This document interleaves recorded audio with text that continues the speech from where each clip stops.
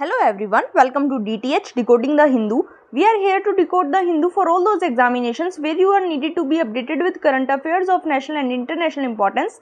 Today's lecture is going to be very important, so please watch the video till last.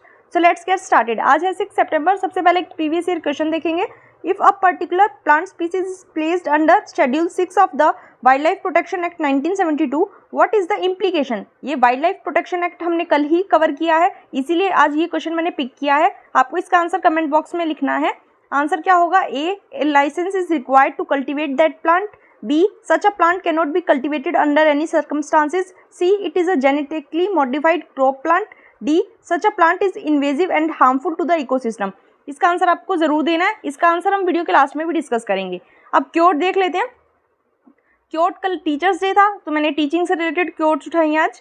क्या quote है? Teaching is a very noble profession that shapes the character, calibre and future of an individual. If the people remember me as a good teacher that will be the biggest honour for me. किसकी quote है ये? APJ Abdul Kalam जी की. एक quote और देख लेते हैं, teaching से ही रिलेटेड है. Teaching is not a profession, a way of life. Teachers' determination and sincerity will shape the destiny of the nation as they are laying the foundation and building blocks of the society. ये किसकी quote है? हमारे prime minister Narendra Modi ji की. ये दोनों quote आपको note down करके रखनी है. आपको ऐसे एथिक्स जीएस पेपर कहीं भी ये हेल्पफुल हो सकती हैं. अब अपने न्यूज़ एनालिसिस की तरफ आते हैं. फर्स्ट न्यूज़ हमारे पास है, कल असेंबली में, झारखंड की असेंबली में वहाँ के सीएम ने ट्रस्ट वोट सीक किया था. हमने ये इशू काफ़ी डिटेल में पढ़ा था. आज मैं इसको रिपीट नहीं करने वाली हूँ.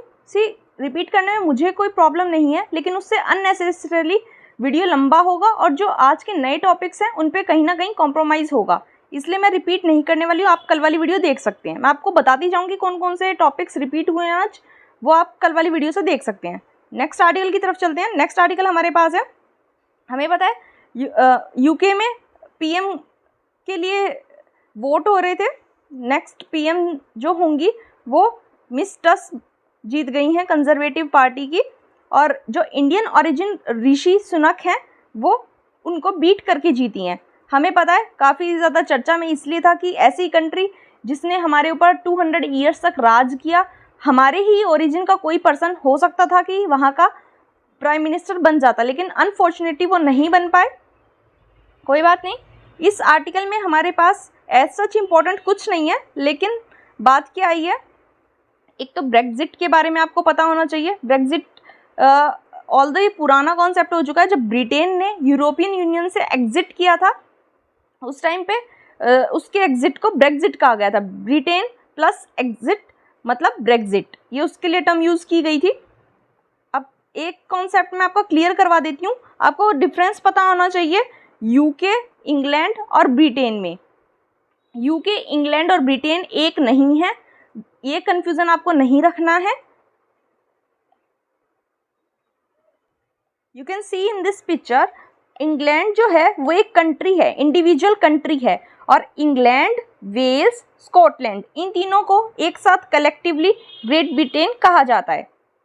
उसके बाद इन सब के साथ, इन तीनों कंट्रीज के साथ जब नॉर्दर्न आइलैंड को हम जोड़ देते हैं तो उसके लिए जो टर्म यूज़ होती है वो होती है यूके. पता होना चाहिए इंग्लैंड एक इंडिविजुअल कंट्री है. इंग्लैंड के साथ जब वेल्स और स्कॉटलैंड आ जाए तो ग्रेट ब्रिटेन हो जाता है उसका नाम. उसके बाद इन तीनों के साथ जब नॉर्दर्न आइलैंड को भी कलेक्टिवली बोलेंगे तो क्या बोलेंगे? यूके. और जब नॉर्दर्न आइलैंड के साथ जो रिपब्लिक ऑफ आइलैंड है ये सभी आ जाएं एक साथ तो इसको कहा जाएगा ब्रिटिश आइल्स. ये आपको पता होना चाहिए डिफरेंस. काफ़ी छोटी छोटी बेसिक्स चीज़ें होती हैं जिनमें हम कई बार कंफ्यूज रहते हैं, तो आपको सब कुछ क्लियर करते हुए आगे चलना है.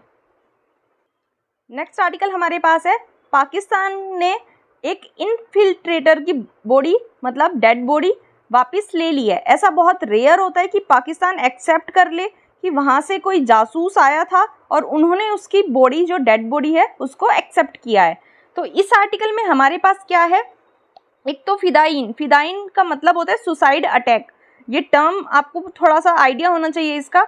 दूसरा इस आर्टिकल में इंपॉर्टेंट है line of control. Line of control के बारे में हम थोड़ा सा डिटेल में देखेंगे.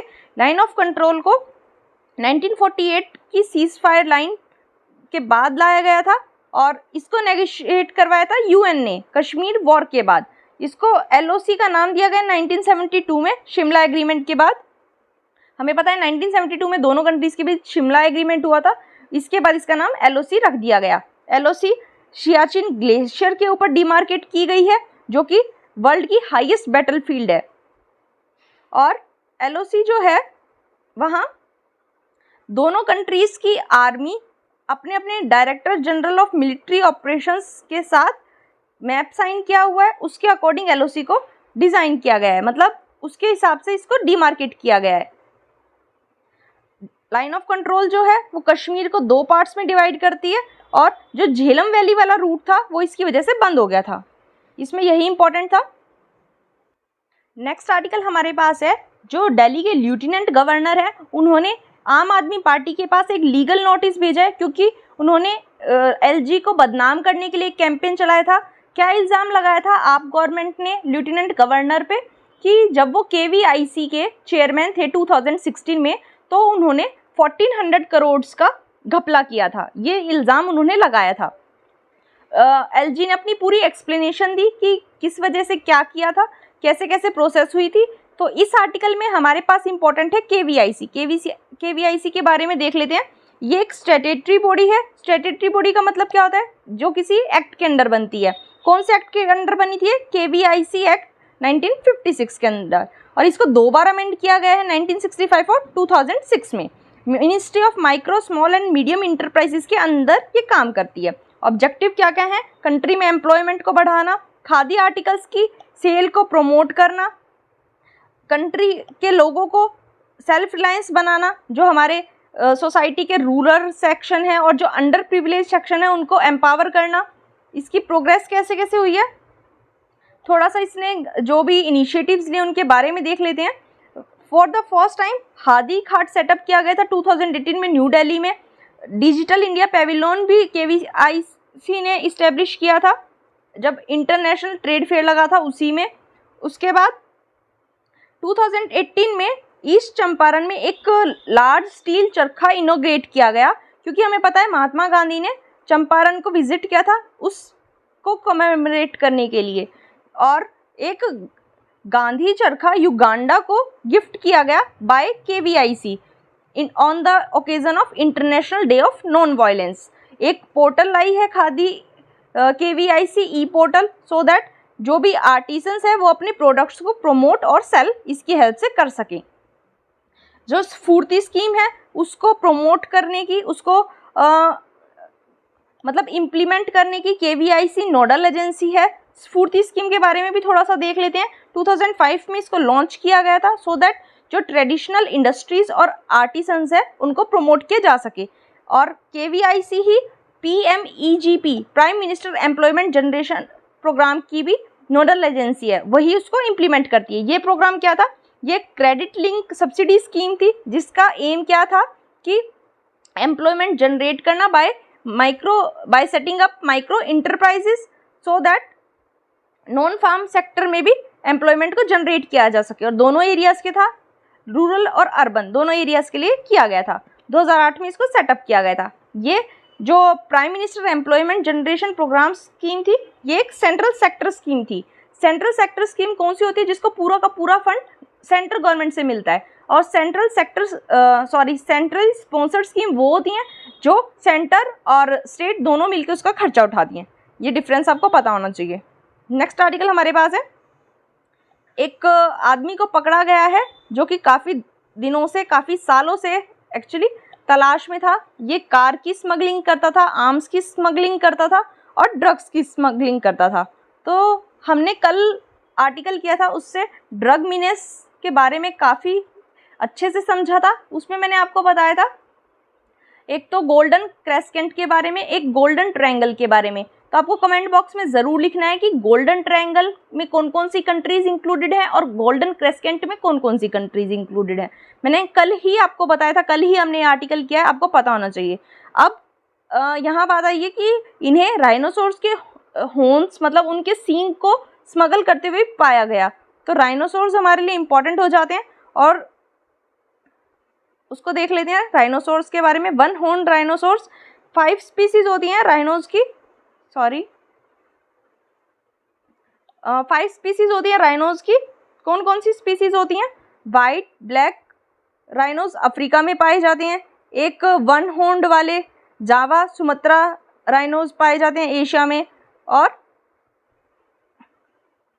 5 हो गई। एक तो हो गई वाइट राइनोज, ब्लैक राइनोज, एक ग्रेटर वन हॉर्न राइनोज, एक जावन राइनोज और एक सुमात्रन राइनोज। हाँ 5 हो गई। ये एक साथ नहीं है, ये ग्रेटर वन हॉर्न वाली अलग है, जावा और सुमात्रन अलग हैं। IUCN की रेड लिस्ट में जो ब्लैक राइनो है वो क्रिटिकली एंडेंजर्ड की कैटेगरी में है, और ये जो बाकी 2 अफ्रीकन स्पीसीज है इनसे छोटा होता है। वाइट राइनो है वो नियर थ्रेटन कैटेगरी में है, और अभी अभी रिसर्चर्स ने क्या किया कि वाइट राइनो का एम्ब्रियो क्रिएट किया by using in vitro fertilisation process. इस प्रोसेस के द्वारा इस वाइट राइनो का एक एम्ब्रियो क्रिएट किया, इसलिए न्यूज़ में आया था। वन हॉर्न राइनो जो है वो वल्नरेबल कैटेगरी में है, और हमें पता है हमारे इंडिया में वन हॉर्न राइनो पाए जाते हैं, आपको ये ध्यान रखना है वो वल्नरेबल कैटेगरी में है। जावा राइनो है वो है क्रिटिकली एंडेंजर्ड, सुमात्रन राइनो है वो भी क्रिटिकली एंडेंजर्ड है, और ये मलेशिया से एक्सटिंक्ट हो गए हैं, मतलब वहाँ बिल्कुल ख़त्म हो गए हैं। मैंने आपको बताया only great one horn rhino पाए जाते हैं इंडिया में, इनको इंडियन राइनो भी कहा जाता है, और राइनो की स्पीसीज में सबसे बड़े होते हैं, सबसे ज़्यादा लार्ज होते हैं।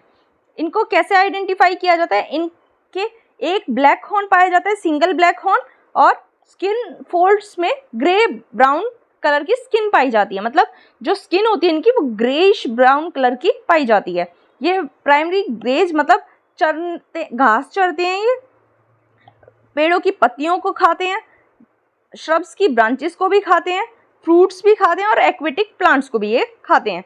हैबिटेट इनका काफ़ी स्मॉल देखा गया है, इंडो नेपाल तराई रीजन है वहाँ, और उसके आसपास जो नॉर्दर्न वेस्ट बंगाल और असम वाला एरिया है इनका हैबिटेट वहीं तक सीमित पाया गया है। इंडिया में rhinos mainly Assam, West Bengal और उत्तर प्रदेश में देखे जाते हैं।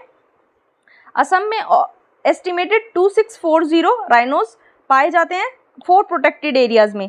कौन कौन से 4 प्रोटेक्टेड एरियाज में? Pobitora wild life reserve, Rajiv Gandhi Orang national park, Kaziranga national park और मानस नेशनल पार्क, इन चारों में 2640 राइनोज पाए जाते हैं। 24 राइनोज केवल और केवल Kaziranga national park and tiger reserve में मिलते हैं। आप देख सकते हैं कितनी ज़्यादा नंबर में काजीरंगा में मिलते हैं। काजीरंगा की इंपॉर्टेंस आपको पता होनी चाहिए। मैंने बताया था कि जो वन हॉर्न्ड राइनोज हैं वो वल्नरेबल कैटेगरी में आते हैं, साइट्स की अपेंडिक्स 1 में आते हैं, मतलब इनका ट्रेड एकदम प्रोहिबिटेड है। वाइल्ड लाइफ प्रोटेक्शन एक्ट में भी ये शेड्यूल 1 में आते हैं। थ्रेट्स क्या है इनको? इनकी पोचिंग की जाती है इनके हॉर्न्स के लिए, हैबिटेट लॉस इनका होता जा रहा है, पॉपुलेशन डेंसिटी इनकी कम होती जा रही है, और जेनेटिक डाइवर्सिटी भी इनकी डिक्रीज होती जा रही है। कंजर्वेशन एफर्ट्स क्या क्या कर रही हैं गवर्नमेंट्स? 5 राइनो रेंज नेशंस, कौन कौन से 5 राइनो नेशंस हैं? इंडिया, भूटान, नेपाल, इंडोनेशिया और मलेशिया। ये 5 ऐसे देश हैं जहाँ मेनली राइनोस पाए जाते हैं। उन्होंने एक डिक्लेरेशन साइन किया है, नाम क्या है उसका? The new Delhi declaration on Asian rhinos 2019, so that इस स्पीसीज को कंजर्व और प्रोटेक्शन दिया जा सके। हमारी जो ministry of environment, forest and climate change है उसने भी एक प्रोजेक्ट स्टार्ट किया था, सो दैट सभी राइनोस का, कंट्री के सभी राइनोस की DNA प्रोफाइल क्रिएट की जा सके, सो दैट पता रहे कितने नए राइनोज ऐड हो रहे हैं, कितनों की डेथ हो रही है, इनका एक आइडिया हमें लग पाए। नेशनल राइनो कंजर्वेशन स्ट्रेटेजी 2019 में लाई गई थी, सो दैट इनको कंजर्व किया जा सके। और एक इंडियन राइनो विजन 2020 आया था, इसको स्टार्ट तो लॉन्च तो इसको 2005 में किया गया था, सो दैट कि जो राइनोस की पॉपुलेशन है उसको एटलीस्ट 3000 तक हम पहुंचा पाएँ बाय द ईयर 2020। 2005 में लॉन्च हो के 15 साल के लिए रोड मैप रखा गया था। ये सभी इंडियन गवर्नमेंट के इनिशिएटिव्स थे इंडियन राइनो से रिलेटेड। नेक्स्ट न्यूज़ है हमारे पास, राजस्थान की गहलोत गवर्नमेंट ने एक जॉब, अर्बन जॉब स्कीम दी है, और किस लाइंस पे दी है वो? जैसे मनरेगा है, हमें पता है मनरेगा रूरल एरियाज़ के लिए है, ऐसे ही उसी लाइन पे गहलोत गवर्नमेंट ने एक अर्बन जॉब स्कीम देने का प्रोविज़न दिया है। तो इस आर्टिकल में हमारे पास इंपॉर्टेंट हो जाएगा मनरेगा के बारे में देखना, क्योंकि ये मनरेगा की लाइंस पे लाई गई है, इसलिए मनरेगा को देख लेते हैं। मनरेगा के बारे में देखना हमारे लिए इंपॉर्टेंट हो जाता है। MNREGA one of the largest work guarantee programmes है पूरे वर्ल्ड में, जिसको 2005 में लॉन्च किया गया था। और इसका प्राइमरी ऑब्जेक्टिव क्या था कि किसी भी फाइनेंशियल ईयर में अडल्ट मेंबर्स को 100 डेज की गारंटीड एम्प्लॉयमेंट प्रोवाइड करवाना। जो भी रूरल हाउस होल्ड के मेंबर्स जो कि अडल्ट मेंबर्स का मतलब है 18 ईयर से अबव मेंबर्स हैं, उनको गारंटीड 100 डेज की एम्प्लॉयमेंट किसी भी फाइनेंशियल ईयर में दिलाना, ये इसका ऑब्जेक्टिव था। और क्या इसमें कंडीशन थी कि वो अनस्किल्ड मैनुअल वर्क करने के लिए तैयार हों, मतलब voluntarily unskilled manual work, skilled नहीं है अनस्किल्ड है, ये आपको ध्यान रखना है। गलतियाँ यही होती हैं छोटी छोटी चीज़ों में। उसके बाद जो इससे पहले मनरेगा से पहले जो भी एम्प्लॉयमेंट गारंटी स्कीम्स आई थी, उनसे अपोजिट जाके मनरेगा का एम क्या था कि जो क्रोनिक पॉवर्टी है लोगों में, मतलब पॉवर्टी की साइकिल में जो लोग घूमते रहते हैं, उसको एड्रेस करना, ये इसका मेन प्राइमरी एम था। इसमें 1/3 बेनिफिशरीज वुमेन को रखने की बात कही गई थी। जो इसमें वेजेस दी जानी थी वो मिनिमम वेजेस के स्टैट्यूट के अकॉर्डिंग दी जाएंगी, ऐसा भी कहा गया था। हर स्टेट के लिए जो भी एग्रीकल्चरल लेबर्स की मिनिमम वेज होगी, उसी के अकॉर्डिंग मिनिमम वेज एक्ट के तहत वो दी जाएगी। और कुछ फैक्ट्स देख लेते हैं इस स्कीम से related. Ministry of rural development इसको मॉनिटर करने वाली थी पूरी स्कीम को, और इसका जो इम्प्लीमेंटेशन था वो स्टेट गवर्नमेंट की हेल्प से किया जाना था। कोई भी पर्सन को अगर 15 दिन के अंदर काम नहीं मिलता, मतलब आज उसने किसी भी पर्सन ने एप्लीकेशन अपनी सबमिट की, उसको अगर 15 दिन के अंदर काम नहीं मिलेगा, या फिर जिस दिन उसने काम डिमांड किया उससे 15 दिन के अंदर उसको काम नहीं मिलेगा, तो उसको एक अनएम्प्लॉयमेंट अलाउंस प्रोवाइड करवाया जाएगा। ये मैंने आपको बता दिया। सोशल ऑडिट ज़रूरी है मनरेगा की, मैंडेटरी रखी गई है, सो दैट कि अकाउंटेबिलिटी रह पाए और ट्रांसपेरेंसी इस स्कीम में रह पाए। ग्राम सभा प्रिंसिपल फोरम होगा, जिसको भी मनरेगा में काम चाहिए वो ग्राम सभा के पास जाएगा, या फिर किसी को भी अपनी कोई डिमांड रखनी है तो वो कहाँ रखेगा, ग्राम सभा में। उसके बाद ग्राम सभा और ग्राम पंचायत की ये ड्यूटी है, ये उनका काम है कि मनरेगा के अंदर कैसे कैसे काम को बांटा जाएगा और काम की प्रायोरिटी किस हिसाब से की जाएगी, वो कौन तय करेगा, ग्राम सभा और ग्राम पंचायत। ये आपको पता होना चाहिए। इसमें यही इंपॉर्टेंट था। नेक्स्ट आर्टिकल की तरफ आ जाते हैं। ये असम के सीएम हैं, इनके ऊपर कुछ चार्जेस लगे हैं। चार्जेस क्या लगे हैं कि इनकी वाइफ एक इंटरनेशनल स्कूल के इनॉग्रेशन में अभी गई थी रिसेंटली, तो वहाँ स्पीच देते टाइम उन्होंने ये कह दिया कि जो मिस्टर शर्मा हैं वो ही स्कूल के फाउंडर हैं। तो एक एलिगेशन तो ये हो गया कि जो स्टेट का हेड है वो चीफ मिनिस्टर किसी भी इंटरनेशनल स्कूल को कैसे चला सकता है, पहला एलिगेशन ये हो गया।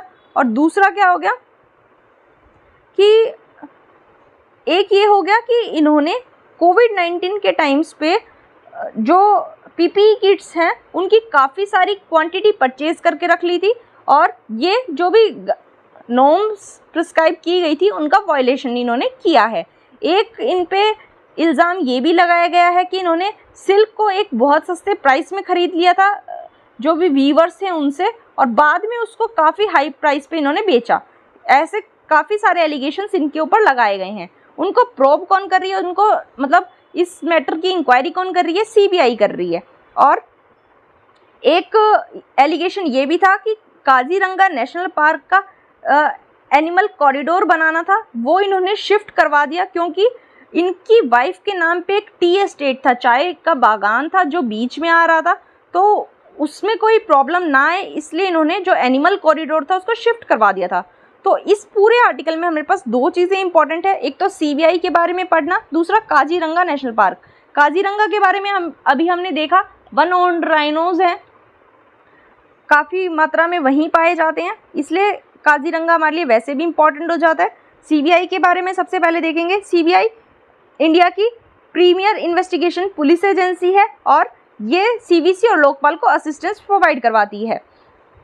Department of personal, ministry of personal, pension and public grievances के अंडर ये इसके सुपरिटेंडेंस के अंडर ये काम करती है, और हमें पता है ये जो डिपार्टमेंट है ये पीएमओ के अंडर आता है। उसके बाद जो भी पीसीए से रिलेटेड ऑफेंसेज हो गए, प्रिवेंशन ऑफ करप्शन एक्ट से रिलेटेड कोई भी ऑफेंस को अगर सीबीआई इन्वेस्टिगेट करेगी तो उस टाइम उसकी सुपरिटेंडेंस किसके अंडर होगी, सीवीसी के अंडर, सेंट्रल विजिलेंस कमीशन के अंडर। और ये इंडिया की नोडल पुलिस एजेंसी है जो कि इंटरपोल मेंबर कंट्रीज के बिहाफ पे इन्वेस्टिगेशन कर सकती है। इसका कन्विक्शन रेट काफ़ी हाई है, 65 to 70% है, और इसको वर्ल्ड की one of the best investigation agencies माना जाता है। सीबीआई कोई स्टैट्यूटरी बॉडी नहीं है, इसकी जो पावर्स हैं वो कहाँ से आती हैं, Delhi special police establishment act 1946 से। सीबीआई को सांतानाम कमेटी की रेकमेंडेशन पे बनाया गया था, ये आपको पता होना चाहिए, इंपॉर्टेंट है। डायरेक्टर को कैसे अपॉइंट किया जाता है सीबीआई के, 2014 से पहले क्या होता था, जो सीबीआई डायरेक्टर हैं उनको डीएसपीई एक्ट के बेसिस पे अपॉइंट किया जाता था। लेकिन 2014 में क्या हुआ, जो लोकपाल एक्ट आया उसने कहा कि जो सीबीआई के डायरेक्टर हैं उनका अपॉइंटमेंट एक कमेटी के द्वारा किया जाएगा, और उस कमेटी को हेड करेंगे प्राइम मिनिस्टर, और अदर मेंबर्स कौन कौन से होंगे, लीडर ऑफ अपोजिशन या फिर जो भी सिंगल लार्जेस्ट अपोजिशन पार्टी के लीडर हैं वो, चीफ जस्टिस ऑफ इंडिया या फिर उनके एब्सेंस में कोई भी सुप्रीम कोर्ट के जज। ये एक कमेटी बनेगी और ये इनके अपॉइंटमेंट का काम करेगी। कैसे होगा अपॉइंटमेंट, होम मिनिस्ट्री जो एलिजिबल कैंडिडेट्स होंगे उनकी लिस्ट भेजेगी department of personal and training के पास। उसके बाद डीओपीटी एक फाइनल लिस्ट बनाएगा, किस बेसिस पे बनाएगा, सीनियरिटी के बेसिस पे, इंटीग्रिटी के, और इन्वेस्टिगेशन में उनका कितना एक्सपीरियंस है। फिर उसके बाद ये नाम कमेटी को सेंड कर दिए जाएंगे। हमें पता है जो सीबीआई के डायरेक्टर हैं उनको 2 ईयर का टेन्योर मिलता है सीवीसी एक्ट 2003 के अंदर। लेकिन मैंने आपको शायद कल ही बताया था ईडी के बारे में, जब मैंने आर्टिकल कवर किया था, कि नवंबर 2021 में प्रेसिडेंट ने 2 ऑर्डिनेंस प्रोमलगेट किए थे। उसमें ये कहा था कि सेंटर जो है वो सीबीआई और ईडी के डायरेक्टर्स का जो टेन्योर है उसको 2 साल से अप टू 5 ईयर्स तक बढ़ा सकती है। एक साल का एक्सटेंशन 3 बार के लिए दिया जा सकता है। ये मैंने आपको कल ही बताया था। अब काजीरंगा नेशनल पार्क के बारे में थोड़ा सा देख लेते हैं। असम में ये लोकेटेड है और अराउंड 43,000 हेक्टेयर का एरिया ये कवर करता है, और ब्रह्मपुत्र वैली फ्लड प्लेन में ये सिंगल लार्जेस्ट अनडिस्टर्ब्ड एरिया है। लीगल स्टेटस क्या है, नेशनल पार्क इसको 1974 में डिक्लेयर किया गया था। 2007 में इसको टाइगर रिजर्व का डेजिग्नेशन भी दे दिया गया। उसके बाद इसका टोटल टाइगर रिजर्व का एरिया है वो है 1030 स्क्वायर किलोमीटर। कोर एरिया जो है वो है 430 स्क्वायर किलोमीटर। इंटरनेशनल स्टेटस देख लेते हैं। इसको यूनेस्को वर्ल्ड हेरिटेज साइट बनाया गया था 1985 में। अभी रिसेंटली कौन सी हमारी इंडियन सिटी यूनेस्को की वर्ल्ड हेरिटेज साइट में इंक्लूड हुई है वो आपको कमेंट बॉक्स में लिखना है, मैंने कल ही बताया है। उसके बाद इसको इम्पोर्टेंट बर्ड एरिया भी रिकॉग्नाइज किया है। कौन करता है important bird area recognise, bird life international. कौन कौन सी स्पीसीज यहाँ मिलती हैं, सबसे पहली तो 1 हॉर्न राइनोज में अभी हमने आर्टिकल किया ही है। उसके बाद जो पोबितोरा वाइल्ड लाइफ सेंचुरी है उसमें सबसे ज़्यादा हाई डेंसिटी में 1 हॉर्न राइनोज मिलते हैं, और सेकंड हाईएस्ट नंबर राइनोज मिलते हैं आफ्टर काजीरंगा नेशनल पार्क। मतलब सबसे ज़्यादा नंबर ऑफ राइनोज कहाँ है, काजीरंगा में, सेकंड नंबर पे पोबितोरा वाइल्ड लाइफ सेंचुरी में, और हाईएस्ट डेंसिटी कहाँ है, पोबितोरा में। आपको कंफ्यूज नहीं होना है, ध्यान रखना है। 4 स्पीसीज पे सबसे ज़्यादा फोकस किया जाता है। कौन कौन सी स्पीसीज पे, rhinos, elephant, royal Bengal tiger और एशियाटिक वाटर बिफेलो पे। उसके बाद काजीरंगा में 14 स्पीसीज प्राइमेट्स में से 9 स्पीसीज काजीरंगा में हमारी मिलती हैं। उसके बाद रिवर और हाईवेज, जो हमारा नेशनल हाईवे 37 है वो काजीरंगा में से पास होता है। ये जो पार्क है इसमें 250 से भी ज़्यादा सीजनल वाटर बॉडीज़ पाई जाती हैं। सीजनल वाटर बॉडीज़ मतलब जब रेन आती है तो वो वाटर बॉडीज़ रहती हैं, वरना वो सूख जाती हैं बाकी टाइम में। जो दिप्लू रिवर है वो काजीरंगा में से फ्लो करती है, ये आपको पता होना चाहिए, यही इंपॉर्टेंट था। नेक्स्ट आर्टिकल हमारे पास है, पंजाब के सीएम ने क्या कहा है, जो टीचर्स होंगे पंजाब में उनका यूजीसी पे स्केल 7th पे कमीशन के अकॉर्डिंग किया जाएगा। तो इस आर्टिकल में हमारे पास इंपॉर्टेंट है यूजीसी। यूजीसी हमारे लिए वैसे भी इंपॉर्टेंट हो जाता है। हमने कल ही आर्टिकल किया है कि यूजीसी ने एडवाइस किया है कॉलेजेस क्लस्टर फॉर्मेशन के लिए, मतलब जो भी आसपास कॉलेजेस पढ़ते हैं उनका क्लस्टर बनाया जाए। इसके ये न्यूज़ में चल रहा है, यूजीसी इंपॉर्टेंट हो जाता है हमारे लिए। ये एक स्टैट्यूटरी बॉडी है, यूजीसी एक्ट 1956 के अंडर इसको बनाया गया था। इसका काम क्या है? हायर एजुकेशन के स्टैंडर्ड्स को कोऑर्डिनेट, डिटरमाइन और मेंटेन करना। इसका काम क्या है कि ये जो इंडिया की यूनिवर्सिटीज़ हैं उनको रिकॉग्नाइज करती है, और जब रिकॉग्नाइज कर लेती है यूनिवर्सिटीज़ और कॉलेजेस को, उसके बाद उनमें फंड्स को डिस्बर्स करती है। वैसे तो इसका फॉर्मेशन 1946 में हो गया था, और उस टाइम इसका काम क्या था कि जो 3 सेंट्रल यूनिवर्सिटीज़ थी, अलीगढ़, बनारस और दिल्ली में, उनके काम को ओवरसी करना। लेकिन 1947 में ये कमिटी का काम, इस कमिटी की रिस्पॉन्सिबिलिटी सभी एग्जिस्टिंग यूनिवर्सिटीज़ पे अप्लाई कर दी थी। इंडिपेंडेंस के बाद एक यूनिवर्सिटी एजुकेशन कमीशन सेटअप किया गया था 1948 में, जिसके चेयरमैन कौन थे? सर्वपल्ली राधाकृष्णन जी थे। और उन्होंने क्या कहा था कि यूजीसी को रिकॉन्स्टिट्यूट किया जाए, जो यूके में यूजीसी पाई जाती है उस मॉडल पे। तो ये एक काफ़ी इम्पोर्टेंट क्वेश्चन आपके पास बन सकता है कि ये यूजीसी का जो ऑफिस है ये कौन सी कंट्री से हमने लिया है? तो ये हमने लिया है यूके से। हमें पता है जैसे काफ़ी कॉन्स्टिट्यूशनल प्रोविजंस हमने दूसरे देशों से लिए हैं, वो क्वेश्चन इंपॉर्टेंट हो जाता है। ऐसे ही यूजीसी हमने कहाँ से लिया है? यूके से, ये भी इंपॉर्टेंट हो जाता है। और यूजीसी को फॉर्मली सेटअप किया गया था नवंबर 1956 में, जब इसको एक स्टैट्यूटरी बॉडी के रूप में दर्जा दे दिया गया। यही इंपॉर्टेंट था इसमें। नेक्स्ट आर्टिकल हमारे पास है कि हमें पता है जो टाटा सन के फॉर्मर चेयरमैन थे मिस्टर मिस्ट्री, उनकी कार एक्सीडेंट में डेथ हो गई है। तो जो सीट बेल्ट और हेड रिस्ट्रेंट्स का फंक्शन है, ये क्वेश्चन में आ जाता है, ये कितना मैंडेटरी है और इंडिया में सीट बेल्ट पॉलिसी लाना, इम्प्लीमेंट करना कितना ज़रूरी है, थोड़ा सा देख लेते हैं। एयर बैग, सीट बेल्ट्स और हेड रिस्ट्रेंट्स, इन सब का यूज़ किस हद तक एक्सीडेंट्स को रोक सकता है? तो ये कहा गया है कि एक्सीडेंट के टाइम पे इवन इफ अगर कोई व्हीकल एयर बैग से फिटेड है भी, उस टाइम पे जब एयर बैग का यूज़ होगा, एकदम से फोर्स लगेगा, एकदम हार्श ब्रेक्स लगाए जाएंगे, उस टाइम पे एयर बैग की वजह से सीरियस इंजरीज हो सकती हैं। सीट बेल्ट की सिग्निफिकेंस क्या हो सकती है? सीट बेल्ट काफ़ी सारे फंक्शन परफॉर्म कर सकती है। जैसे कि सीट बेल्ट से क्या होगा, हमें पता है कोई व्हीकल काफ़ी स्पीड में चल रहा है, सीट बेल्ट की हेल्प से जो पर्सन है उसका और व्हीकल का रेट सेम हो जाएगा स्लो डाउन होने का, सो दैट जो फिजिकल फोर्स है, जो फोर्स लगेगा ब्रेक का, वो पर्सन के स्ट्रॉन्गर बॉडी पार्ट्स पर आ जाएगा, जैसे कि पेल्विस और चेस्ट पर, और उसकी वजह से ऑब्जेक्ट व्हीकल के अंदर जो भी ऑब्जेक्ट्स होते हैं उनसे कॉलिजन्स को बचाया जा सकता है। सडन इजेक्शन से भी बचाया जा सकता है। सडन इजेक्शन का मतलब है कि जैसे फ्रंट सीट पे कोई बैठा है, ड्राइवर के साइड वाली सीट पे कोई पर्सन बैठा है, उसने सीट बेल्ट नहीं लगाया है और ड्राइवर ने सडन ब्रेक्स लगा दिए, तो क्या पॉसिबिलिटी हो जाती है कि वो पर्सन उछलकर कार का जो फ्रंट मिरर है उससे बाहर तक चला जाता है। ऐसे इंसिडेंट्स काफ़ी देखे गए हैं, उसको सडन इजेक्शन कहते हैं। उससे भी बचा सकती है सीट बेल्ट। हेड रिस्ट्रेंट्स कैसा रोल प्ले करते हैं? हेड रिस्ट्रेंट्स की वजह से एक विप्लैश इंजरी को बचाया जा सकता है।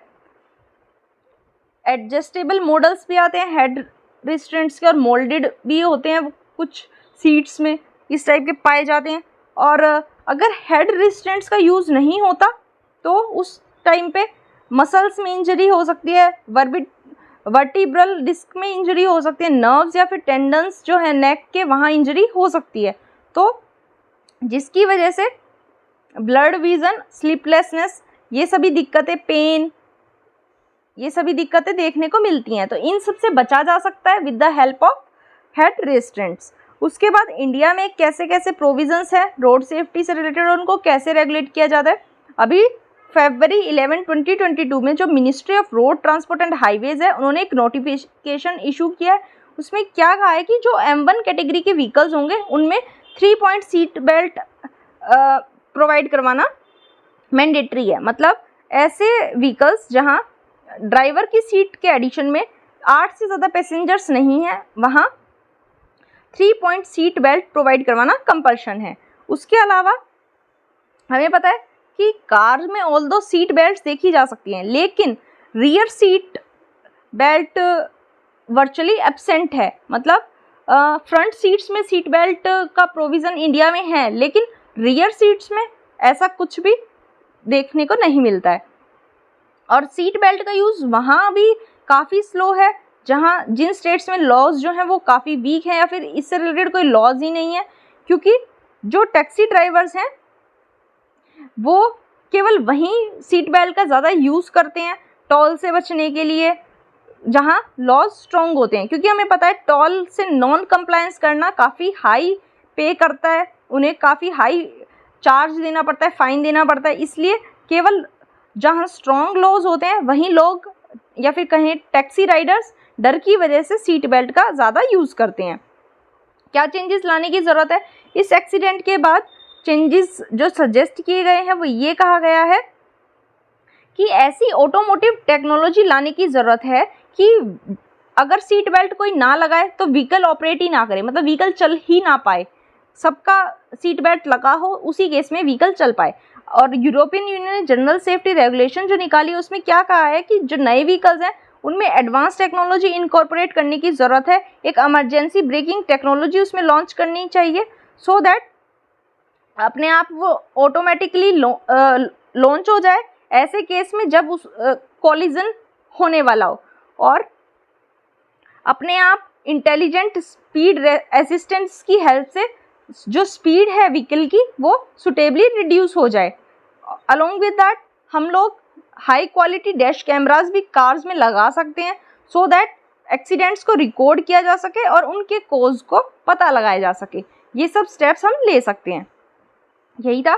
नेक्स्ट आर्टिकल हमारे पास है LGBTQIA कम्युनिटी से रिलेटेड। कल भी इस पे एक एडिटोरियल आया था, हमने कवर किया था। हमें पता है जो कन्वर्जन थेरेपी है उसको उस पर रोक लगा दी है। थोड़ा सा इशू दोबारा से देख लेते हैं, ऑल्दो कल आया था, लेकिन क्योंकि नया नया इशू है इसलिए इसको पढ़ना ज़रूरी हो जाता है। स्टेट बॉडीज़ को ये पावर दे दी गई है कि जो भी मेडिकल प्रोफेशंस इस गाइडलाइन को ब्रीच करते हुए पाया जाएगा, कन्वर्जन थेरेपी करते हुए पाया जाएगा, उसके खिलाफ स्टेट बॉडीज़ एक्शन ले सकती हैं। उसके Indian medical council professional conduct etiquettes and ethic regulations 2002 के अंदर जो कन्वर्जन थेरेपी है उसको गलत ठहरा दिया गया है। कन्वर्जन थेरेपी होती क्या है? कन्वर्जन थेरेपी जिसको रिपेरेटिव थेरेपी भी कहा जाता है, इसका एम होता है किसी भी पर्सन की सेक्सुअल ओरिएंटेशन या जेंडर आइडेंटिटी को चेंज करना। किसकी हेल्प से? Psychiatric treatment, drugs, exorcism, violence, किसी की भी हेल्प से किसी पर्सन की जो सेक्सुअल ओरिएंटेशन है या फिर जेंडर आइडेंटिटी जिसको कहेंगे उसको चेंज करना। और मेनली ऐसा देखा गया है कि ये जो थेरेपी ऑफर करने वाले हैं उनके पास एक्सपर्टीज़ बहुत ही कम होती है। ऐसे लोग इसकी थेरेपी प्रोवाइड करवा रहे हैं। एब्सेंस ऑफ पैथोलॉजी का कॉन्सेप्ट रखा गया है, मतलब कन्वर्जन की कोई नीड नहीं है, किसी भी पर्सन को कन्वर्जन की कोई नीड नहीं है, जैसा वो नेचुरली है वैसा वो बेस्ट है। उसके बाद क्या कहा गया है कि स्कूल्स, कॉलेजेस और मेडिकल प्रोफेशनल एक बहुत बड़ी हेल्प करने वाले हैं इस लॉ को इम्प्लीमेंट करने के लिए, इस रूल को इम्प्लीमेंट करने के लिए। सबसे बड़ा रोल तो पेरेंट्स का होगा, क्योंकि पेरेंट्स को सेंसिटाइज होने की ज़रूरत है। सबसे पहली मिसअंडरस्टैंडिंग और एब्यूज़ जो होता है वो पेरेंट्स की तरफ से ही आता है, घर से ही शुरू होता है, और टीनेजर्स को ही कन्वर्जन थेरेपीज़ के लिए फोर्स करना स्टार्ट कर दिया जाता है। इसलिए जो सबसे पहला चेंज आएगा वो पेरेंट्स के माइंडसेट से आएगा। सोशल चेंज जो आएगा उसको इम्प्लीमेंट करने की ज़रूरत है। इस आर्टिकल में transgender persons protection of right act की बात की गई है, उसके बारे में देख लेते हैं। उसने एक नई डेफिनेशन प्रोवाइड की है। नई डेफिनेशन के अकॉर्डिंग ट्रांसजेंडर पर्सन कोई भी ऐसा पर्सन है जिसका जेंडर मतलब एट बर्थ ना ही मेन से मैच करता है ना ही वीमेन से, मतलब ना ही मेल ना ही फीमेल, जिसको ट्रांस मैन या ट्रांस वीमेन कहेंगे, या फिर ऐसा पर्सन जिसकी इंटरसेक्स वेरिएशंस हैं, जेंडर क्वेयर्स, या फिर ऐसी आइडेंटिटी से जुड़े हुए लोग जिनको किन्नर, हिजड़ा, अरावनी, जोगता ये सब कहा जाता है। ये डेफिनेशन ट्रांसजेंडर्स की दी है। हाइलाइट्स देख लेते हैं कुछ। इस एक्ट में क्या कहा गया है कि किसी भी ट्रांसजेंडर पर्सन के साथ डिस्क्रिमिनेशन नहीं किया जाएगा किसी भी मैटर में, जैसे एजुकेशन, एम्प्लॉयमेंट या हेल्थ केयर में। और स्टेट और सेंट्रल गवर्नमेंट्स को ये डायरेक्शन दी गई है कि ट्रांसजेंडर पर्सन्स के लिए इन्हें वेलफेयर स्कीम्स प्रोवाइड करवानी है। किसी भी पर्सन को ट्रांसजेंडर कब रिकॉग्नाइज किया जाएगा, जब जो वहाँ का डिस्ट्रिक्ट मजिस्ट्रेट है वो एक सर्टिफिकेट ऑफ आइडेंटिटी उनके लिए इशू कर देगा। ये सर्टिफिकेट उनका प्रूफ ऑफ आइडेंटिटी होगा एज ट्रांसजेंडर, और जो भी बिल्स के अंदर राइट्स मिल रहे हैं वो राइट्स उनको इस सर्टिफिकेट की हेल्प से मिल जाएंगे। उसके बाद एक पर्सन के पास राइट है to be identified as a man, women, transgender. उसकी मर्जी है वो अपने आप को कैसे आइडेंटिफाई करना चाहता है। और किसी भी ट्रांसजेंडर पर्सन को डिस्ट्रिक्ट मजिस्ट्रेट के पास जाना होगा और फिर डिस्ट्रिक्ट स्क्रीनिंग कमेटी के पास जाना होगा to be certified as a trans person. इस कमेटी में कौन कौन होगा? कमेटी में होंगे एक मेडिकल ऑफिसर, साइकोलॉजिस्ट और एक district welfare officer, government official और एक ट्रांसजेंडर पर्सन। गवर्नमेंट ने और भी इनिशिएटिव्स लिए हैं ट्रांसजेंडर कम्युनिटी के लिए। एक नेशनल पोर्टल बनाया है इसी रूल्स से कॉन्सोनेंस में, और इसकी हेल्प से क्या होगा, जो ट्रांसजेंडर्स है वो डिजिटली सर्टिफिकेट के लिए अप्लाई कर सकते हैं और अपना आइडेंटिटी कार्ड कहीं भी कंट्री में ले सकते हैं, सो दैट उन्हें ऑफिशियल से फिजिकली इंटरेक्ट नहीं करना पड़ेगा, खुद प्रेजेंट होकर नहीं लेना पड़ेगा सर्टिफिकेट। उसके बाद अपने स्टेटस को चेक कर सकते हैं, अपनी एप्लीकेशन के स्टेटस को चेक कर सकते हैं, रिजेक्शन हुआ है उसको चेक कर सकते हैं, कोई भी ग्रीवेंस का रीड्रेसल करवाना है उसको कर सकते हैं, सो दैट इस प्रोसेस में ट्रांसपेरेंसी ला दी गई है। जो इशूइंग अथॉरिटीज़ हैं उनको स्ट्रिक्ट टाइमलीनेस दी गई है कि एप्लीकेशंस को प्रोसेस टाइमली करें, सर्टिफिकेट्स को जल्दी से जल्दी इशू करें और बिना डिले किए आई कार्ड्स इनके बना कर दे। एक नया इनिशिएटिव है वो है गरिमा गृह। इनके लिए शेल्टर होम्स बनाए गए हैं ट्रांसजेंडर पर्सन्स के लिए, उनको कहा गया है गरिमा गृह। वडोदरा गुजरात में ओपन किया गया था और ये लक्ष्य ट्रस्ट के साथ एसोसिएशन में इसको चलाया गया। उसके बाद जो स्कीम है shelter home for transgender person, उसमें इनको शेल्टर की फैसिलिटी दी जाएगी, फूड, क्लोथिंग फैसिलिटीज़ और स्किल डेवलपमेंट अपॉर्चुनिटीज़ दी जाएंगी, yoga, physical fitness, library facilities, legal support, technical advice, सभी कुछ इनको दिया जाएगा। और इसमें में क्या कहा गया था, मिनिस्ट्री जो है वो आइडेंटिफाई करेगी ऐसे 25 ट्रांसजेंडर पर्सन्स को, मिनिमम 25 ट्रांसजेंडर पर्सन्स को, और इनको रिहेबिलिटेट इनमें किया जाएगा।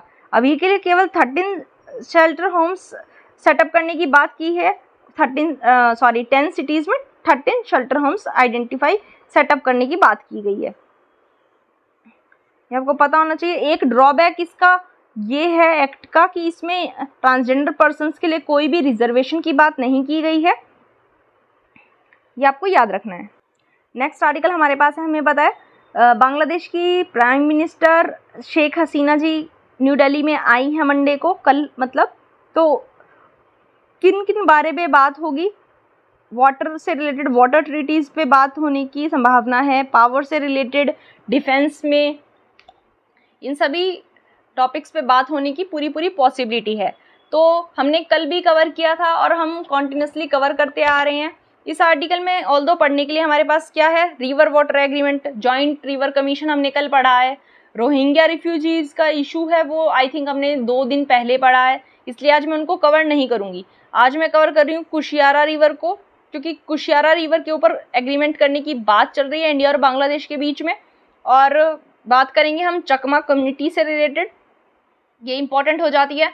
और एक हिल्सा फिश के बारे में बात करेंगे कि तीस्ता के ऊपर हमारा कोई एग्रीमेंट नहीं बन पा रहा है बांग्लादेश के साथ, इसकी वजह से हिल्सा फिश की सप्लाई इंडिया में एक तरह से कम हो गई है। तो हमारे लिए इम्पॉर्टेंट हो जाता है हिल्सा फिश, चकमा कम्युनिटी और कुशियारा रिवर। सबसे पहले कुशियारा रिवर के बारे में देख लेते हैं। ये एक डिस्ट्रीब्यूटरी रिवर है जो कि बांग्लादेश और असम में बहती है और इंडिया बांग्लादेश बॉर्डर पे फॉर्म होती है। ये बराक रिवर की ये ब्रांच है और बराक रिवर सेपरेट हो जाती है कुशियारा और सूरमा में।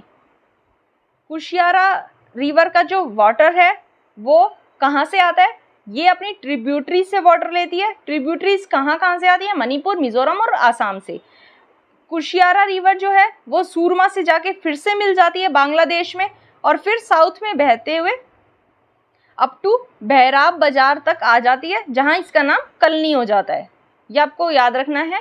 फिर ये जो कलनी रिवर है ये धानु में जाके मिल जाएगी, जो कि सूरमा रिवर की ब्रांच है।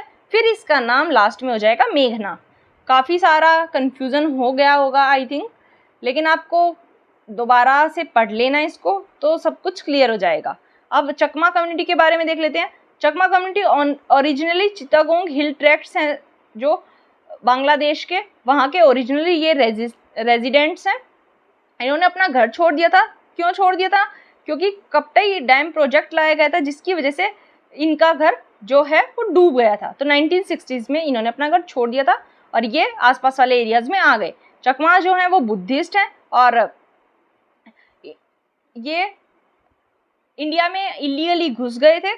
कहाँ घुस गए थे? लुशई हिल डिस्ट्रिक्ट में, असम के, जो अब मिजोरम में है। सेंटर ने इनको क्या किया? नेफा, जो कि अब अरुणाचल प्रदेश है, वहाँ इनको शिफ्ट कर दिया। जब आए थे 1964 से 69 तक इनकी पॉपुलेशन थी 5000, लेकिन अब इनकी पॉपुलेशन हो गई है 1 लाख। एट प्रेजेंट इनके पास कोई सिटीजनशिप नहीं है, ना ही कोई लैंड राइट्स है, लेकिन जो स्टेट गवर्नमेंट है वो इन्हें बेसिक एमिनिटीज प्रोवाइड करवा देती है। ये आपको पता होना चाहिए। चकमा कम्युनिटी के बारे में था, कुशियारा रिवर के बारे में था। अब हिल्सा फिश के बारे में इंपॉर्टेंट हो जाता है। आपको ध्यान रखना है इसका IUCN स्टेटस है लीस्ट कंसर्न, और ये बांग्लादेश की नेशनल फिश है और वेस्ट बंगाल और त्रिपुरा का एक ये स्टेट सिंबल है। ये आपको ध्यान रखना है, क्योंकि कई बार ऐसे क्वेश्चन आ जाते हैं जिसमें 2-3 नाम दे दिए होंगे फिश के, 2 नाम आपको पता नहीं होंगे, लेकिन एक नाम होगा हिल्सा। तो आपको बताना है ये बर्ड है, एनिमल है, फिश है। इस टाइप से क्वेश्चन भी आ सकता है, तो आपको पता होना चाहिए हिल्सा एक फिश है। नेक्स्ट आर्टिकल हमारे पास है, जो हमारे कंट्री की प्रेसिडेंट हैं, उन्होंने अपने टीचर्स को ट्राइब्यूट पे की है, होमेज पे की है और कहा है कि मैं अपनी टीचर्स के कर्ज में हूँ।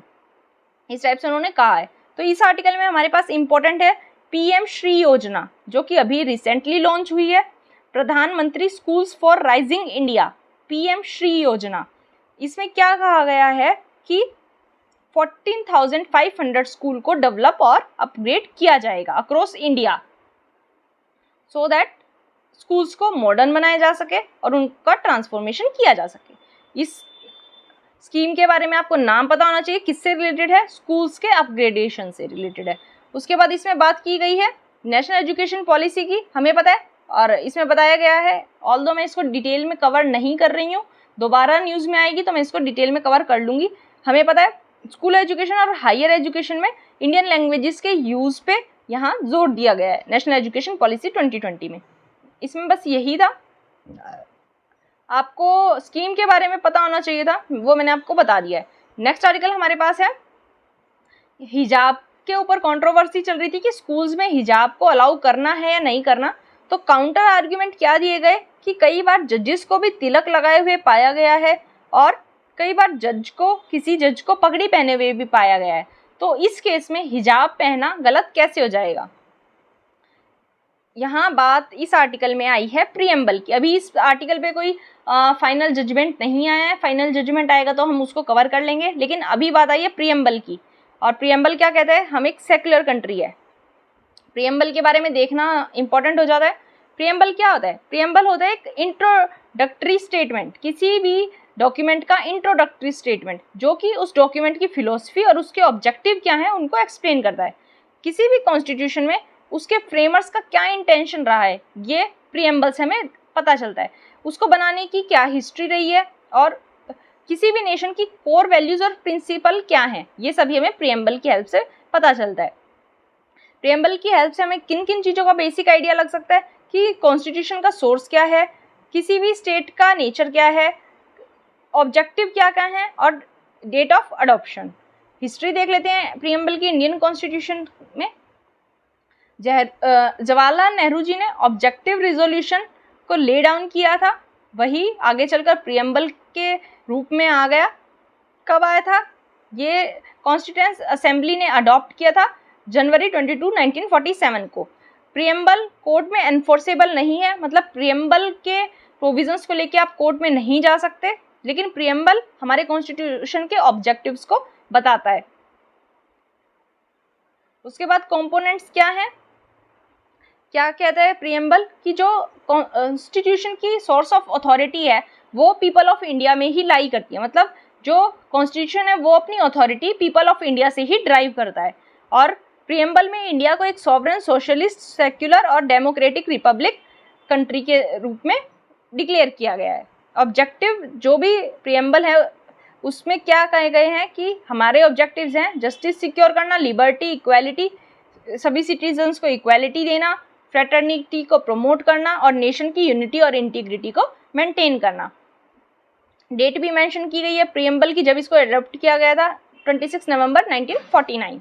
अब इसमें आपके लिए क्वेश्चन क्या है, 42nd अमेंडमेंट से इस प्रियम्बल में हमारे 3 वर्ड्स ऐड किए गए थे। आपको बताना है कौन कौन से वो 3 वर्ड्स ऐड किए गए थे 42nd अमेंडमेंट में। आपको पता है 42nd अमेंडमेंट को मिनी कॉन्स्टिट्यूशन भी कहा जाता है क्योंकि हमारे कॉन्स्टिट्यूशन में उसने इतने सारे चेंजेस कर दिए थे। प्लस एक क्वेश्चन और है आपके लिए कि वो कौन सा केस था जहां ये कहा गया था कि प्रियम्बल जो है वो कॉन्स्टिट्यूशन का पार्ट है। बहुत इंपॉर्टेंट केस है, इंडियन हिस्ट्री का one of the most important case है। वो आपको कमेंट बॉक्स में ज़रूर बताना है। 13 जजेस का बेंच उसके लिए बना था। मैंने इतनी सारी हिंट दे दी, आपको आंसर ज़रूर देना है। नेक्स्ट आर्टिकल हमारे पास रिलेटेड है जो कि स्टूडेंट्स यूक्रेन से आए हैं उनकी फर्दर स्टडीज़ इंडिया में हो जाए, इसके लिए हेल्थ मिनिस्ट्री को अपने सजेशंस देने हैं। वन टाइम मेजर के तौर पे ये कहा गया है कि हमारे जो प्राइवेट मेडिकल कॉलेजेस हैं उनमें इन स्टूडेंट्स को अकोमोडेट कर दिया जाए और गवर्नमेंट और नेशनल मेडिकल काउंसिल इसके बिहाफ पे काम कर रही हैं। तो हमारे लिए इम्पोर्टेंट क्या हो जाता है, नेशनल मेडिकल काउंसिल, इसके बारे में पढ़ना। नेशनल मेडिकल काउंसिल ने रिप्लेस किया था मेडिकल काउंसिल ऑफ इंडिया को, और मेडिकल काउंसिल ऑफ इंडिया को 1934 में बनाया गया था under Indian medical council act 1933। मतलब ये एक स्टैट्यूटरी बॉडी हो गई और इसका मेन फंक्शन क्या था, जो भी मेडिसिन के हायर क्वालिफिकेशंस है उसके स्टैंडर्ड्स को इस्टेब्लिश करना और मेडिकल क्वालिफिकेशंस को रिकॉग्नाइज करना। और ये कंट्री का टॉप रेगुलेटर था मेडिकल एजुकेशन का। अब ये काम कौन करेगा, नेशनल मेडिकल काउंसिल करेगी। इसके 4 ऑटोनोमस सेपरेट बोर्ड्स हैं, एक under graduate medical education, post graduate medical education, medical assessment and rating, ethics and medical registration, ये इसके 4 बोर्ड्स हैं।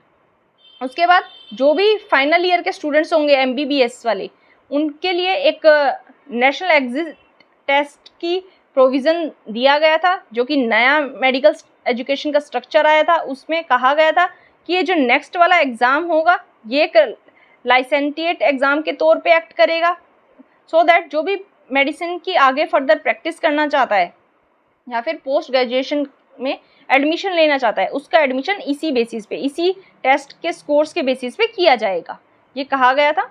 यही इंपॉर्टेंट था इस आर्टिकल में। नेक्स्ट आर्टिकल हमारे पास है कि प्रिवेंटिव डिटेंशन के केसेस 2021 में बढ़े हुए पाए गए हैं, काफ़ी बढ़े हुए पाए गए हैं, 23.7% तक बढ़ गए हैं। प्रिवेंटिव डिटेंशन के बारे में देख लेते हैं। प्रिवेंटिव डिटेंशन का मतलब है किसी ऐसे पर्सन को डिटेंशन करना जिसने अभी तक कोई क्राइम नहीं किया है, लेकिन लॉ मतलब अथॉरिटीज़ को ऐसा लगता है कि वो कुछ क्राइम फ्यूचर में कर सकता है और लॉ एंड ऑर्डर को इससे खतरा हो सकता है, तो उसको डिटेन करना प्रिवेंटिव डिटेंशन कहलाता है। प्रिवेंटिव डिटेंशन जो है वो ब्रिटिश रूल के टाइम से इंडिया में एग्जिस्ट करता है। जो Bengal state prisoners regulation of 1818 था और डिफेंस ऑफ इंडिया एक्ट 1939 वाला था, वो प्रिवेंटिव डिटेंशन का प्रोविज़न अलाउ करता था। प्रिवेंटिव डिटेंशन का कॉन्सेप्ट क्या है, 2 टाइप के डिटेंशन होते हैं, हमें पता है, प्यूनिटिव और प्रिवेंटिव। प्यूनिटिव डिटेंशन कौन सा होता है, जब कोई पर्सन कोई ऑफेंस कमिट कर चुका है और उसका ट्रायल और कन्विक्शन हो चुका है, उसके बाद उसको पनिश करना प्यूनिटिव डिटेंशन कहलाता है। प्रिवेंटिव डिटेंशन में क्या होता है कि अभी पर्सन ने कोई क्राइम नहीं किया है, उसका ट्रायल भी नहीं हुआ है, कन्विक्शन भी नहीं हुआ है कोर्ट के द्वारा, उस टाइम पे उसको डिटेन करना। इसका गोल क्या होता है प्रिवेंटिव डिटेंशन का? उस पर्सन को पनिश नहीं करना। इसका गोल किसी पर्सन को पनिश करना नहीं होता, बल्कि उसको कोई भी क्राइम करने से बचाना होता है। और इसका मतलब इसको क्या कह सकते हैं कि एक प्रिकॉशनरी मेजर है, प्रिकॉशन लिया जाता है सो दैट ये पर्सन, कोई भी पर्सन फ्यूचर में कोई क्राइम कमिट ना करे। ये आपको पता होना चाहिए था। नेक्स्ट आर्टिकल हमारे पास रिलेटेड है कि आर्य समाज के जो सर्टिफिकेट्स हैं वो प्रूफ ऑफ मैरिज नहीं माने जाएंगे। मतलब आर्य समाज मंदिर में जो भी शादियां होंगी उसके जो सर्टिफिकेट होंगे वो एडमिसिबल नहीं होंगे, वो लीगल नहीं माने जाएंगे। एक पर्सन ने हैबियस कॉर्पस पेटिशन डाली थी और हैबियस कॉर्पस के लिए क्या कहा गया कोर्ट ने कि ये एक प्रेरोगेटिव रिट है। मतलब ये एक तरह से एक्स्ट्रा ऑर्डिनरी रेमेडी है, एक्स्ट्रा ऑर्डिनरी कंडीशंस में इसको लाया जा सकता है। ये नहीं कि आप किसी भी मैटर में इसको ले आएँ। हैबियस कॉर्पस एक एक्सक्लूसिव राइट है, मतलब इसको नॉर्मल आप किसी भी मैटर में नहीं लेके आ सकते। ये एक लैटिन टर्म है हैबियस कॉर्पस, इसका मतलब होता है to have the body of. इसके अंडर कोई भी कोर्ट किसी भी पर्सन को ये ऑर्डर दे सकता है कि अगर उस पर्सन ने किसी दूसरे पर्सन को डिटेन कर कर रखा है तो वो कोर्ट उसको ऑर्डर दे सकता है कि उस पर्सन को कोर्ट के सामने पेश करे, और कोर्ट उसके बाद डिटेंशन का कॉज क्या है और उसकी लीगैलिटी, मतलब डिटेंशन सही है या नहीं, वो एग्जामाइन करेगा। ये जो रिट है ये इंडिविजुअल लिबर्टी के लिए एक बहुत बड़ा पावर देती है सो दैट किसी का भी आर्बिट्ररी डिटेंशन नहीं किया जा सकता। हैबियस कॉर्पस की रिट को पब्लिक अथॉरिटीज़ और प्राइवेट इंडिविजुअल्स दोनों के अगेंस्ट इशू किया जा सकता है, और इस रिट को कुछ जगह इशू नहीं किया जा सकता। कौन कौन सी ऐसी जगह हैं जहां डिटेंशन जो है वो लॉफुल तरीके से किया गया हो, या फिर किसी ने कोर्ट कंटेम्प्ट ऑफ लेजिस्लेचर किया हो, मतलब कोर्ट का कंटेम्प्ट किया हो या फिर लेजिस्लेटर का कंटेम्प्ट किया हो, उसके खिलाफ प्रोसीडिंग्स चल रही है, उस टाइम पे नहीं किया जा सकता। किस डिटेंशन करने वाली कोई भी कॉम्पिटेंट कोर्ट है, या फिर जो ऐसे डिटेंशन मैटर्स हैं जो कोर्ट की ज्यूरिसडिक्शन से बाहर है, जैसे आर्मी पर्सनल के जो डिटेंशन है वो कोर्ट की ज्यूरिसडिक्शन से बाहर हो जाते हैं, तो उनमें कोर्ट रिट इशू नहीं कर सकती। ये आपको पता होना चाहिए। इसमें यही था। नेक्स्ट आर्टिकल हमारे पास है, हिमाचल प्रदेश गवर्नमेंट ने ये डिसाइड किया है कि अगर कोई भी लेडी जो कि स्टेट गवर्नमेंट की एक एम्प्लॉई है, रेगुलर एम्प्लॉई है, और वो कोई बच्चा अडॉप्ट करती है, चाइल्ड अडॉप्ट करती है, तो उसे 6 मंथ की अडॉप्शन लीव दी जाएगी। और एक डिसीजन और लिया है कि ट्रांसपोर्ट नगर सेटअप किया जाएगा सो दैट जो ट्रैफिक कंजेशन की प्रॉब्लम है उसको सॉर्ट आउट किया जा सके। इसमें यही इंपॉर्टेंट था। एक चीज़ आपको और बता देती हूँ, अभी 3-4 दिन पहले की बात है, सेंटर ने ये कहा था किसी भी इन्फेंट की अगर 28 दिन के अंदर, मतलब बर्थ के 28 डेज के अंदर डेथ हो जाती है तो उस लेडी को भी 60 डेज की लीव दी जाएगी सेंट्रल गवर्नमेंट की, अगर वो एम्प्लॉय होगी तो। ये रिलेट करता है, इसलिए मैंने आपको यहाँ बता दिया। अब नेक्स्ट आर्टिकल है कि राजपथ को कर्तव्य पथ का नाम दिए जाने की बात कर रही है, रीनेम की जाने की बात कर रही है। इसको इंडिपेंडेंस से पहले किंग्स वे कहा जाता था, इसलिए मैंने इस आर्टिकल को लिया। पहले इसका नाम किंग्स वे था, फिर राजपथ हुआ, और अब कर्तव्य पथ बनाने की इसको बात की जा रही है। इसमें यही इंपॉर्टेंट था। नेक्स्ट जो आर्टिकल है या एडिटोरियल है, और इंडिया पाकिस्तान के बीच में पीस होना कितना मुश्किल है, उसका पाथ कितना डिफ़िकल्ट है, इसके बारे में यहाँ बात की गई है। हमें पता है अभी पाकिस्तान ने अपनी इंटेंशन दिखाई, अपना इंटरेस्ट दिखाया कि वो इंडिया के साथ कुछ लिमिटेड ट्रेड रिज्यूम करना चाहता है। तो क्या रीज़न है हमें पता है, पाकिस्तान की जो इकोनॉमी है वो कैश स्ट्रैप्ड हो गई है और डिफ़ॉल्ट की मतलब एज पे खड़ी है, डिफ़ॉल्ट की बिल्कुल कगार पे आ चुकी है। काफ़ी बड़ा वहाँ करंट अकाउंट डेफिसिट देखने को मिल रहा है, हाई इन्फ्लेशन देखने को मिल रहा है। इन सभी की वजह से सबसे पहले इन सब का रीज़न क्या है? एक तो कोरोना पेंडेमिक, दूसरा फ्लड्स आ रही हैं, और प्लस पुअर प्लानिंग। काफ़ी सालों से जो वहाँ पुअर प्लानिंग होती आ रही है वो। हमें पता है IMF ने पाकिस्तान को लोन दिया था और उसको 1 ईयर एक्सटेंड भी अब कर दिया है एक्सटेंडेड फंड फैसिलिटी के अंडर। हमने कल ही IMF के बारे में डिटेल में पढ़ा है, तो आप कल वाली वीडियो देख लें, उसमें आपको क्लियर हो जाएगा। आज मैं रिपीट नहीं करूँगी। इसलिए अपनी सिचुएशन को थोड़ा सा ईजी करने के लिए इंडिया से वेजिटेबल्स और एडिबल आइटम्स के लिए ट्रेड ओपन करने की बात पाकिस्तान ने मतलब अपना इंटरेस्ट दिखाया है। इंडिया ने कोविड-19 के टाइम पे भी मदद की है पाकिस्तान की। कैसे मदद की है? वैक्सीन सप्लाई करवाई हैं, और उससे पहले भी काफ़ी सारे ऐसे इवेंट्स देखे गए हैं जहां इंडिया ने पाकिस्तान को कोऑपरेट किया है। जब भी ऐसी इमरजेंसीज आई हैं उस केस में, चाहे हमारे बीच में कितने डिफरेंसेस रहे हैं, लेकिन जब भी ऐसी इमरजेंसीज देखी गई हैं जैसे कोरोना वायरस वाली, तब भी इंडिया ने पाकिस्तान को कोऑपरेट किया है। लेकिन अब क्या हो जाता है, इंडिया से हेल्प लेने में पाकिस्तान का क्या लॉस हो सकता है? हमें पता है कश्मीर डिस्प्यूट है और पाकिस्तान की जो इमेज है उसके ऊपर क्वेश्चन उठ जाएगा, क्योंकि अगर पाकिस्तान इंडिया के साथ पीस मेकिंग करने के लिए आगे आता है तो कश्मीर के ऊपर उसका क्लेम कम हो जाएगा।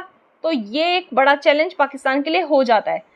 हमें पता है मोदी गवर्नमेंट आई थी जब 2014 में, उस टाइम हमारे सामने क्या वो कंडीशंस थी कि बायलैटरल टाइज को सुधारा जा सकता है, क्योंकि जो शरीफ रिज़ाइन थी, नवाज शरीफ की गवर्नमेंट थी, वो सपोर्टिव थी, स्टेबिलिटी लाना चाहती थी अलोंग विद मोदी गवर्नमेंट।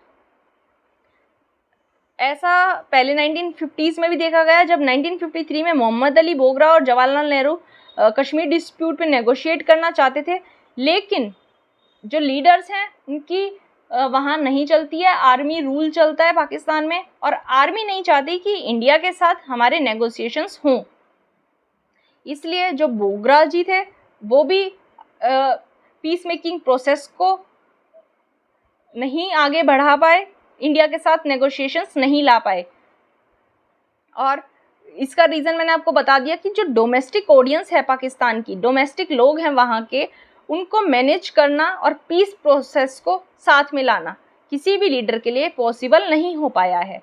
इसलिए ये कहा गया है जब भी पाकिस्तान के लीडर्स के पास ये ऑप्शन आएगा कि या तो वो पॉलिटिकली अपनी पोजीशन को बरकरार रख पाएँ या फिर सोसाइटी के या फिर अपनी कंट्री के इंटरेस्ट को देखे, तो उसका जो आंसर आएगा वो काफ़ी डिसअपॉइंटिंग होगा, क्योंकि वो अपनी पॉलिटिकल स्टेबिलिटी को पहले इंश्योर करेंगे, ना कि स्टेट का ध्यान वो रखेंगे।